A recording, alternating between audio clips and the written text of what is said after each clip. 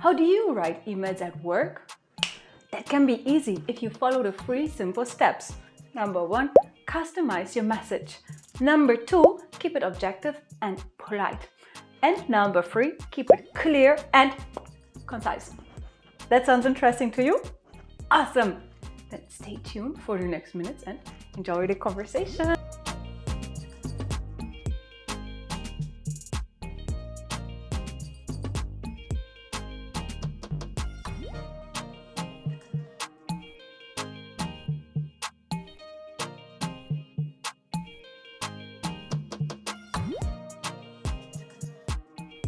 Welcome! It's fantastic that you're here. And in this video, we're going to talk about how to write effective emails at work. Because guess what? A good email helps you in many different ways. For example, you show that you're a professional, meaning that you focus on the work and that your emails show, haha, look, I'm the right person to get the job done. But second of all, you also show that you can articulate well, no matter the situation. You want to find out how? Then here we go and start already with part number 1. Customize your message. But what does it mean? Customize your message. Well, simply put, it means that you adapt your message to the perspective of your reader. It means you think about, okay, what is the most interesting thing for my reader, and adapt your message accordingly. In return, your reader is more likely to understand your message immediately. And here's an example. Instead of saying, I have prepared this 6-page report for you that shows the growth over the last 6 years, you can say something like, check out this report. It could be interesting for you. Here you can see the growth within the last 6 years. Haha, do you see a difference between option number 1 and number 2? In option number 1, you mostly talk about me. I have done this, da.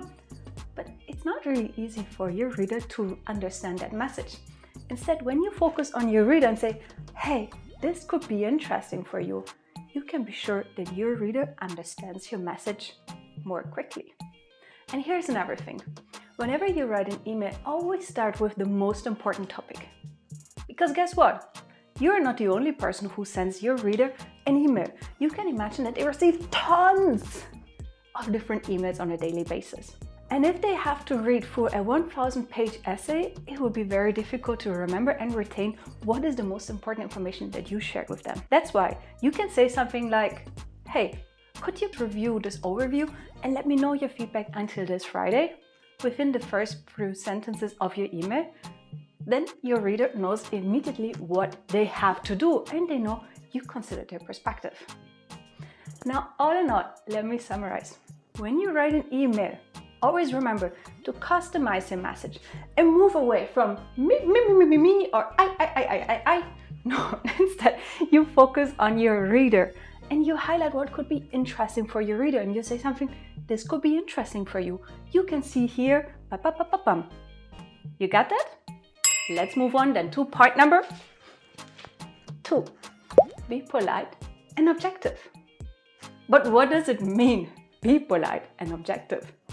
Of course, it means when you are objective, your message is not influenced by any personal feelings or impressions.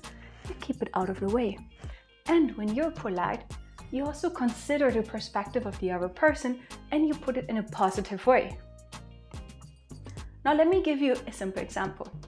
Instead of saying, this is nonsense. It doesn't make sense at all. Even my dog could do this better. You say, thank you very much for your consideration. This is very interesting. However, I feel that some points don't make sense yet, but we need to find a way to clarify this. You see the difference? The second option will help you in many different ways, because you never know how far your email travels within the company. It might end up at HR. It might end up in your manager's inbox or your manager's inbox. And you want to be sure that anyone who reads your emails understands that you are a polite, professional, and objective person. That's why always refrain from personal emotions, especially negative emotions, and just state what you see. Now, how can you do that? you always start with something positive and thank the other person for what they've done. You can thank them for their quick reply, you appreciate their opinion, etc. Aha! As usually, there's always an exception. Of course, you can also share your emotions when it's positive. For example, your team just reached their team goal. Yeah! In this case, you can also write an email like this saying, hey, congratulations, well done, I'm so proud to be part of this team. Because when you do that, you show with your words, I support you. Now, let me summarize. When you write emails at work, always remember to keep it objective and polite, because you never know how far your email travels. And you always want to be sure that people see you as a positive and objective person. All right, let's move on to point number 3. Keep it clear and concise. But what does it mean? Of course, as the title says, you keep your emails short and simple, because you can imagine that your recipient receives tons of other emails. And you don't want to torture them and let them read through a 1,000-word essay or email just to ask them if they are available for a meeting at 2 p.m. Instead, you always focus your attention on what's the purpose of the email.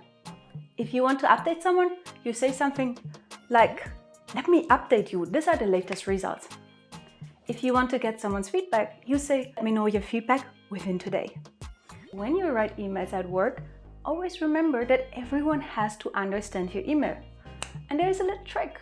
When you write your email, think about, can a 5-year-old understand it? It doesn't mean though that you dumb down the conversation. No, instead it means that you think about, can everyone within this email can understand my message without a problem? If your answer is yes to each of those cases, you know that you're writing a very clear and short message. So whenever you write your emails in business, remember to keep it short and simple. There's only one exception. Let's say you write an email to your manager or to someone to resolve a conflict. In this case, you don't want to resolve the conflict in one very short email. No, here you can take time and write a longer email. Because when you do that, you show the other person, look, I thought about this topic and it's important to me to resolve this. So here's what I think. Let me know your opinion. You got that? So let me summarize. Whenever you write emails at work, remember to keep it short and simple. When you do that, your reader can understand your message more quickly. And whenever you write your email, always think about what is the purpose and adapt your message accordingly. And keep in mind that maybe a 5-year-old should also understand your email. Because when you do that, you can be sure that everyone is on the same page as you have intended. Attention though, whenever you send an email for a complicated situation or when you send it to your manager for something that is not ordinary, then you can also write longer emails to show, look, I spent some time thinking about this and this is what I think is the best way. All right, now we're at the end of this video already. But before that, let me summarize each of the 3 steps shortly. Step number 1, customize your message. It means in this case, you consider the perspective of your reader. You think about what can be interesting for them and you say something like, this could be interesting for you. You can see here the results of. Because when you do that, you can be sure that your reader resonates with your message more quickly. Step number 2, be objective and polite. Because you never know how far your message travels within the company or how it might come back to you. In this case, you always want to be seen as a positive, polite, and objective person. How do you do that? Whenever you write an email, remember to remain objective and thank your reader for something they've done before. Step number 3, keep it clear and concise. Because when you do that, you show the reader, look, I thought about the purpose of the email and I just follow this purpose so that I'm not wasting your time. That's why always think about what is the purpose of the email, and when you write, think of it as if you're writing to a 5-year-old, because then you can be sure that everyone who reads your email understands it the same way. There's one exception though, when you send an email to your manager or your manager's managers or to resolve a conflict. there it's okay to write a longer email, because in this case you show, look, I considered your perspective and here's what I think about it. Tell me, what do you think about it? Now it's time for you to put all of those 3 points into action. But before that, leave a comment below and tell me, what do you like or what do you want to hear more of? I definitely look forward to it. Have fun!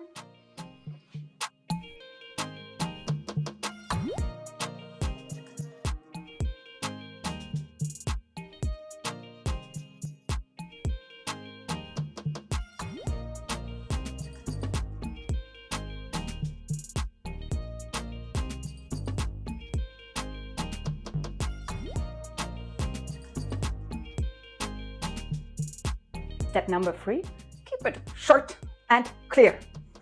Keep it clear and short. Step number 3, keep it clear and concise. Because